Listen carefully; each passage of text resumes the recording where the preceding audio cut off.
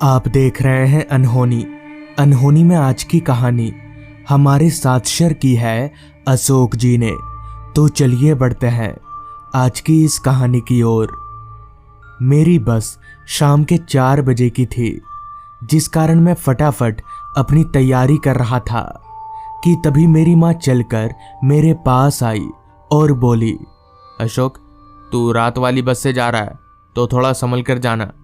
इस पर मैंने अपनी माँ से कहा, हाँ माँ, मैं ठीक से जाऊंगा। दरअसल आज मैं अपने मौसी के घर मानकपुर गांव जा रहा हूँ। ऐसे तो मैं मौसी के घर कई बार गया हूँ, मगर रात वाली बस से आज पहली बार जा रहा हूँ, क्योंकि 5 दिनों बाद मेरी मौसी के बेटे की शादी है और मौसी ने मुझे कुछ दिनों पहले ही बुलाया है। खैर, सारी तैयारी कर लेने के बाद मैंने अपनी माँ से कहा, अच्छा माँ, मैं चलता हूँ, आप और पापा जल्दी से आ जाना। इस पर माँ ने कहा, हाँ, तू ठीक से जाना, हम लोग 2 दिन बाद आ जाएंगे। जिसके बाद मैं घर से निकलकर बस स्टॉप की तरफ चलता बना। हमारे घर से बस स्टॉप थोड़ी ही दूरी पर था, तो मैं करीब 10 मिनट पैदल चलने के बाद बस स्टॉप पहुंच गया। बस स्टॉप पहुंचकर मैंने जब अपनी निगाहें घड़ी की ओर घुमाई तो वक्त हो रहा था दोपहर के 3:30 बजे का। तो मेरी बस आने में आधा घंटा लेट था। मैं बैठकर अपनी बस का इंतज़ार करने लगा। करीब आधा घंटा इंतज़ार करने के बाद मेरी बस आ गई और मैं बस में बैठ गया। मेरे बैठने के 5 मिनट बाद ही बस भी खुल गई और साथ ही साथ काफ़ी रफ्तार पकड़ ली, जिसके साथ ही हम दोनों अपनी मंजिल की तरफ आगे बढ़ने लगे। यहाँ से मेरी मौसी का घर मानकपुर गांव जाने में बस से करीबन 5 घंटे का समय लगता था। तो मैं ठीक रात के 9 बजे तक मानकपुर गांव के बस स्टॉप पर उतर जाऊंगा। ठंड का मौसम होने के कारण बस में मुसाफिरों की संख्या काफ़ी कम थी और साथ ही साथ सभी लोग खिड़की दरवाजे बंद करके बैठे हुए थे, ताकि बाहर चल रही ठंडी ठंडी हवाएं अंदर ना आ सके। देखते ही देखते 2 घंटे कब बीत गए पता ही नहीं चला। अब बाहर सूरज की तेज किरणें चांद की हल्की रोशनी में तब्दील हो चुकी थी। इस पर मैंने अपने घड़ी में वक्त देखा तो वक्त हो रहा था रात के 7:30 बजे का।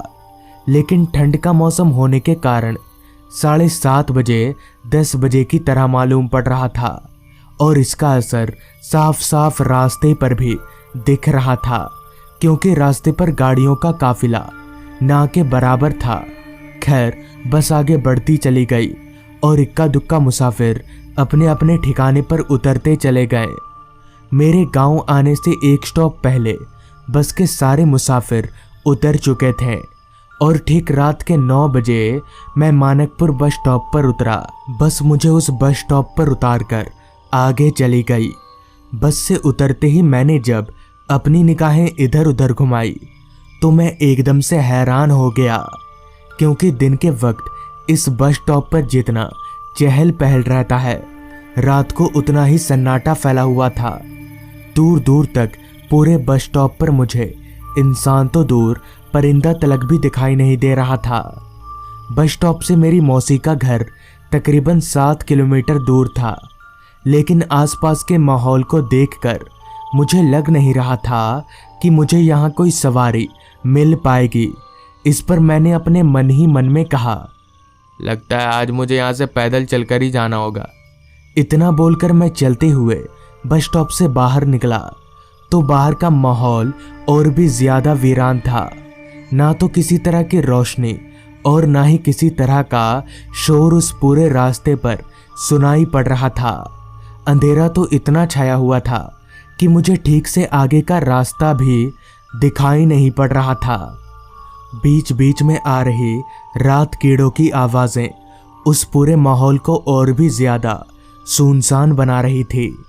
फिर भी मैंने एक बार अपनी निगाहें किसी सवारी की तलाश में इधर उधर घुमाई तो अपनी नज़रों को इधर उधर घुमाते ही मैंने देखा कि सामने एक चाय की दुकान खुली है और वहाँ चाय वाले के साथ ही साथ एक आदमी भी बैठा हुआ है। जिसके बगल में एक रिक्शा भी खड़ी है। उस नज़ारे को देखकर मुझे समझते देर नहीं लगी कि उस चाय वाले के पास जो आदमी बैठा हुआ है वो एक रिक्शा वाला है। ये देखकर मैंने मन ही मन में काफ़ी खुश हुआ, ये सोचकर कि अब शायद मुझे पैदल नहीं चलना पड़ेगा। जिसके बाद मैं चलता हुआ उस चाय वाले के दुकान के पास पहुंचा तो मुझे अपनी ओर आता देख उस चाय वाले ने कहा, आइए बाबू साहब, चाय पी लीजिए। जिसके बाद उस चाय वाले ने मुझे एक प्याला चाय पीने को दिया तो मैंने भी उसके हाथ से प्याला लेकर चाय पीने लगा।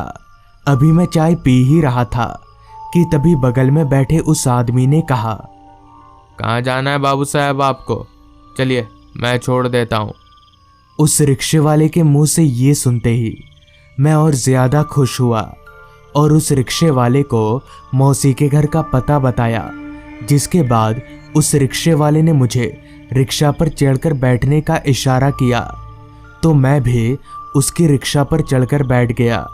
मगर एक बात काफ़ी हैरान करने वाली थी कि उस चाय वाले के पास ना तो चूल्हा था और ना ही कोई ऐसी चीज़ जिससे वो चाय गर्म कर सके, मगर फिर भी उसकी चाय काफ़ी गर्म थी। खैर, मैंने इस बात पर उतना ध्यान नहीं दिया। रिक्शा पर चढ़कर बैठते ही उस रिक्शा वाले ने रिक्शा भगाना शुरू कर दिया।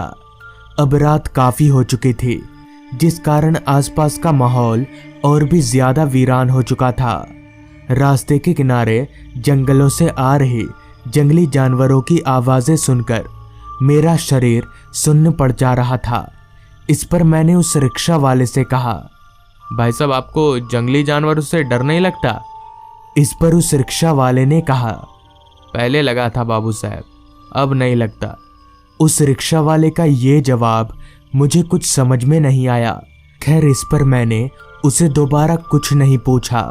वो रिक्शा वाला काफ़ी रफ्तार से रिक्शे को भगाए जा रहा था, मानो इस घने अंधेरे का उस रिक्शे वाले पर कोई असर ही ना हो रहा हो। कुछ आगे जाने के बाद उस रिक्शे वाले ने अचानक रास्ता बदल लिया। सीधे जाने की जगह उस रिक्शे वाले ने रिक्शा को दाईं ओर जंगलों की तरफ मोड़ लिया। जिस पर मैंने उस रिक्शे वाले से कहा, अरे भाई साहब, आप दाएं क्यों जा रहे हैं? आपको तो सीधा जाना है ना। मेरे बोलने पर भी उस रिक्शे वाले पर कोई असर नहीं हो रहा था और न ही उसने मेरी बात का कोई जवाब दिया।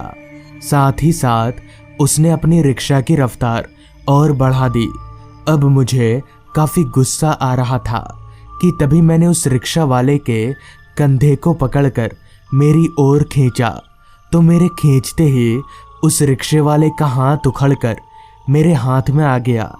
ये देखकर मेरे होश उड़ गए और मेरा पूरा शरीर कांपने लगा कि भला ऐसा कैसे हो सकता है।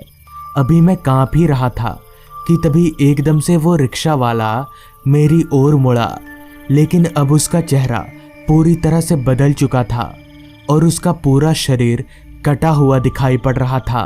ये देखकर मैं समझ गया कि ये रिक्शा वाला कोई इंसान नहीं बल्कि भूत है और अब मैं शायद नहीं बचूंगा। डर और घबराहट मुझ पर इस कदर हावी हो गया कि मैं वहीं पर बेहोश हो गया। फिर जब मेरी आंख खुली तब तक सुबह हो चुकी थी और मैं रास्ते के एक किनारे पर पड़ा हुआ था। बाद में मुझे कहीं से पता चला कि वो चाय वाला भी भूत है। एक दिन वो रिक्शा वाला और चाय वाला रात के वक्त रिक्शे से कहीं जा रहे थे कि तभी उन पर जंगली जानवरों ने हमला कर दिया और उनकी वहीं मौत हो गई। तो दोस्तों, ये थी आज की कहानी।